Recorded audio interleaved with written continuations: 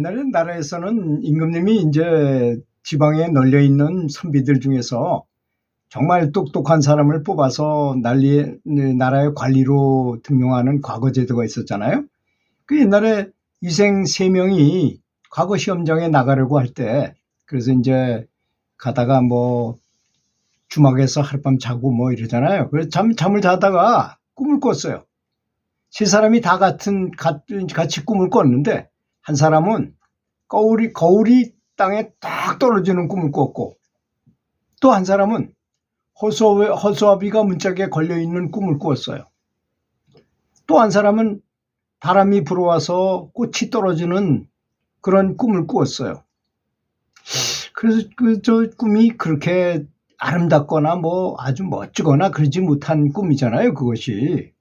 그래서 이거 참 이상하다 해가지고 해몽을 잘한다는 점쟁이를 찾아갔어요.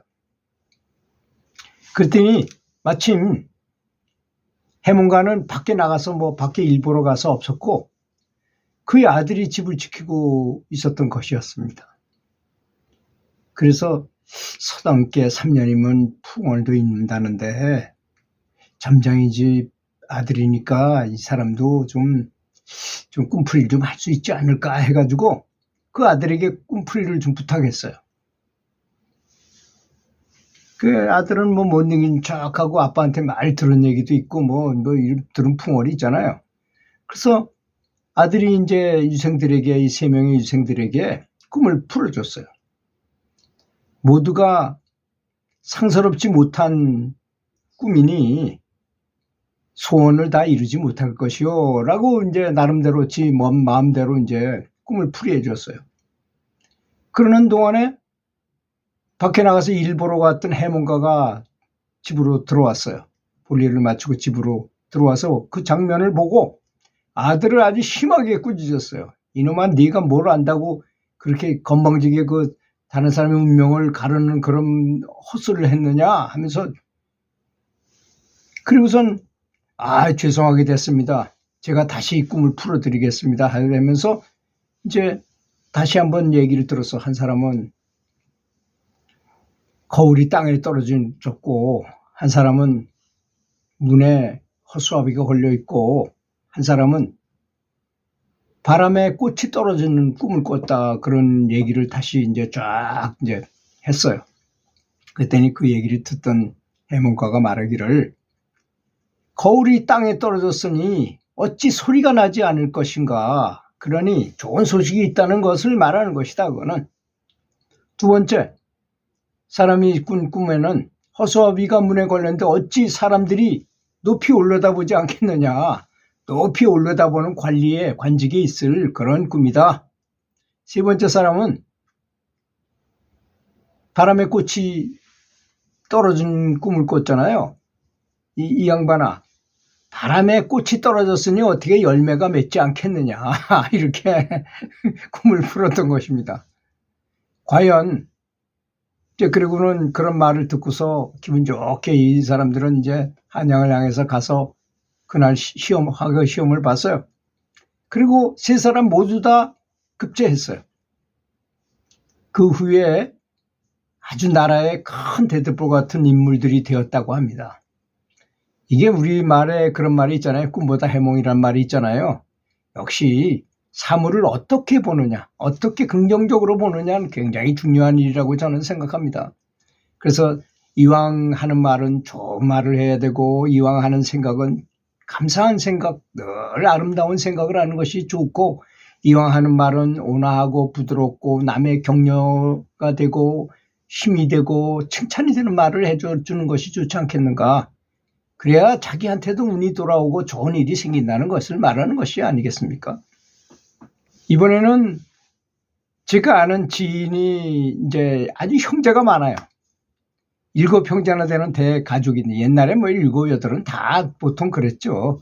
그런 하여튼 대가족이 다 살아 계시고, 그런데 제사 때만 되면 식구들이 다 모여가지고 서로 정보도 교환하고 오랜만에 반가운 악수 인사도 하고 아주 친목을 도모하고 뭐 윷놀이도 하고 이렇게 즐거운 한때를 보내게 되었다고 합니다. 그렇게 즐겁고 행복한 때가 지나면 꼭 이틀째가 문제야.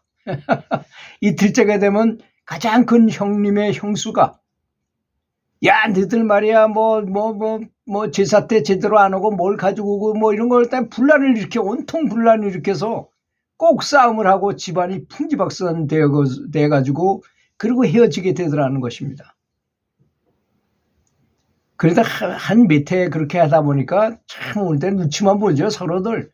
그러다가 둘째 며느리가 우리 그러지 말고 이 동네에 아주 용하고 용한 점쟁이가 있다는데 하도 우리가 이렇게 싸움만 나고 그러니까 그 점쟁이 가서 하면 점을 한번 봅시다. 어떻게 생각합니까? 그랬더니 다 좋대. 하도 싸움만 하고 그렇게 헤어지니까 마음들이 다 불편하거든요. 그 점쟁이한테 한번 가봅시다. 아주 이제 단체로 몰려갔어. 여자들끼리 몰려갔어요. 점쟁이가 탁 보더니 사실 사람은 점쟁이들은요. 저도 상담사 노릇을 해보니까 얼굴 관상만 봐도 다 그 사람이 무슨 사연인지 거의 다 알겠더라고요. 그러니 점쟁이가 딱 보니까 이 큰 형수가 문제가 있다는 걸 딱 알고 또 이 영도 관해 보니까 당신만 조용히 하게 되면 집안이 아주 조용하고 모두 다 편할 것이다 라고 꼭 찍어가지고 다른 사람은 아무 말도 안 하고 그 사람만 찍어가지고 딱 얘기하니까 사람들이 속이 얼마나 후련하네요. 그렇지 않습니까? 바로 그 큰 형수만 문제라는 거를 점쟁이가 딱 찍어서 쪽집게처럼 딱 찍어가지고 딱 얘기해 주니까 아주 너무나 통쾌한 거야. 기분도 좋고.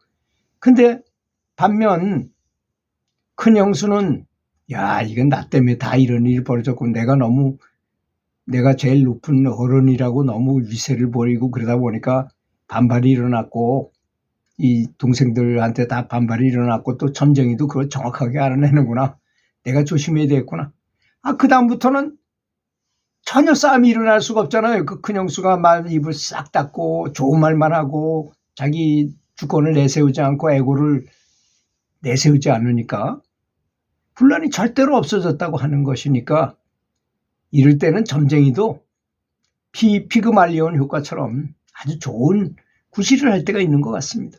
여러분 피그말리온 효과가 뭔지 알죠? 옛날에 피그말리온이라는 어떤 좀 들떨어진 사람이 있었다고 합니다. 그래서 장가를 못 갔어요. 근데 아름다운 조각상을 하나 조각해놓고 신한테 매일 기도했답니다. 이 사람이 이 조각이 내 아내가 돼가지고 사람이 돼가지고 내 아내가 되길 바랍니다 하고 매일 기도를 했답니다. 그랬더니 정말 신이 그 사람 그 아름다운 그 조각상을 사람으로 해가지고 부인이 되게 했다는 그게 피그말리온 효과거든요. 뭔가 바라면 그대로 된다는 거예요. 우리나라의 대표적인 인물이 누굽니까? 바로 강감찬 장군입니다. 낙성대라고 지금 서울대 앞에 그 낙성대 있잖아요. 거기서 임신을 했을 때 큰 별이 자기 가슴 안으로 들어와서 애를 낳았어. 그런데 딱 애를 낳고 보니까 키가 조그만 게 얼굴도 까맣게 들창코에다가 너무 못생겼어. 그래서 서당에 가면 매일 매를 맞고 찌질이야. 매일 찌질이처럼 코를 질질 흘리고 오고 그런데 어느 날 어머니가 딱 보니까 자기는 믿을 수가 없잖아요. 얘가 큰 별이 들어와서 태어났는데 어떻게 그렇게 매일 왕따라 당하고 그렇게 살 수가 없다. 그래서 아들한테 그렇게 말을 합니다. 너는 하늘에서 큰 별이 떨어져가지고 내 가슴으로 들어와서 난 아들이기 때문에 너는 틀림없이 큰 인물이 될 것이다. 그래서 앞으로 내가 큰 인물이 될 것이니까 내가 지금부터 존댓말을 써주마 너한테. 대신 매일같이 서당에 가면 누가 왕이냐? 서당에서는 제일 인기 좋은 사람이 누구겠느냐? 공부 잘하는 사람이다. 그러니까 이 애미가 공부는 안 했지만 너하고 같이 천자문을 같이 떼자. 해가지고 어머니가 시범을 보이면서 원래 자식들은 부모의 붕어빵이거든요. 어머니가 그렇게 열심히 그렇게 자기한테 존댓말 써주면서 우리 아들 앞으로 큰 인물이 될 우리 대감이 될 우리 아들을 하면서 같이 이렇게 잘 칭찬을 하면서 공부를 하니 금방 손자문을 달달 외우게 됐어요. 그리고 뭐 서당에 가면 공부 잘하는 사람이 최고왕이잖아요. 훈장님 밑에 접장이라는 게 있어요. 접장이 됐어요. 그래서 가르치는 거예요. 친구들을 가르쳐. 자기보다 더 자기를 놀리고 했던 애들도 다 가르쳐. 그러니까 그때부터 그때 그 3살부로 여든 간다고요. 그때 머리가 탁 트이면 평생 갑니다. 그거는. 그래서 강감찬만큼 수많은 스토리를 만드는 스토리텔링을 잘한 그런 역사적 인물이 드물어요. 정말 늙어 죽을 때까지도 굉장히 많은 아이디어를 내고 생활을 하고 정말 멋있는 인생을 사는 분이 바로 강감찬 장군인 것입니다. 그러니까 우리가 무엇인가 되리라고 생각하고 연불 하고 무엇을 하기 위해서 믿음, 뭔가를 믿는다는 것 대단히 중요한 것입니다. 연불할 때도 부처님께서 바로 앞에 나타나셔가지고 빛을 비춰줘서 나도 부처님 같은 빛이 되는 닮아가는 사람이 된다. 그 빛이 바로 지혜이고 사랑이다, 자비다. 이런 마음을 가지고 감사한 마음으로 연불하시면 반드시 일치월장할 것이라고 믿습니다. 들어주셔서 감사합니다.